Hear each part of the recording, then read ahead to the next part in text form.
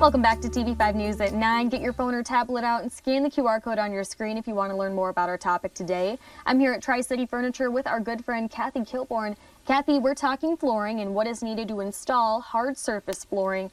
First of all, what is hard surface flooring? Hard surface is everything that isn't carpet. Okay. So it can be wood, it can be ceramic, it can be laminate, it can be LVT. There are a lot of choices. A lot of different products for sure, and they all have their own specific requirements for installing them, right? Yes, absolutely. A lot of people will say, oh, I can do that, and it'll be easy. Well, many people can do the install, but I will guarantee it won't be easy if you do it correctly. Probably won't look the best if you try and do it yourself for the first time. Yeah. Is hard surface flooring used most of the time today? Well, we're seeing it to be more popular, and the popular choices are going to be the LVT, which can look like a tile, or it can look like wood, or we're seeing real wood, and typically it's a little bit shinier, but yeah, these two products seem to be the most popular. So let's talk about LVT flooring specifically, since like you said, it is the most popular product.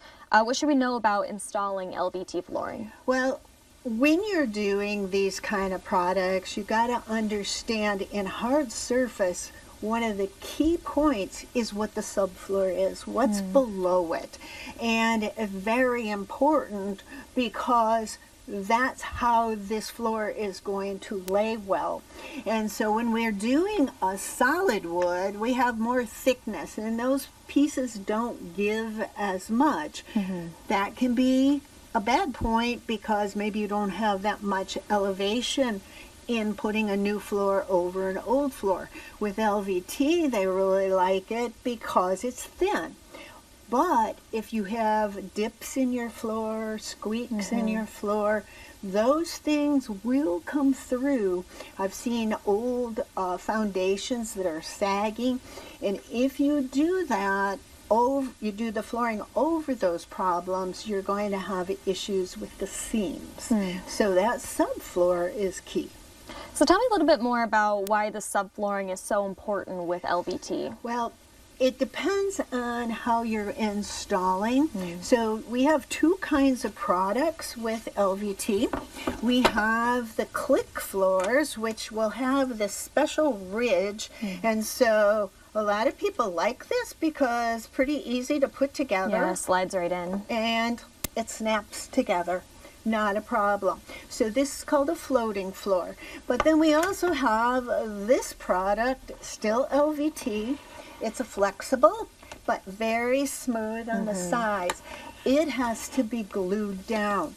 So now we have to know which one we're using, because if we're gluing, that will determine what kind of subfloor that we need. Okay. And so with gluing, we need something that's very dense, that doesn't absorb the glue in.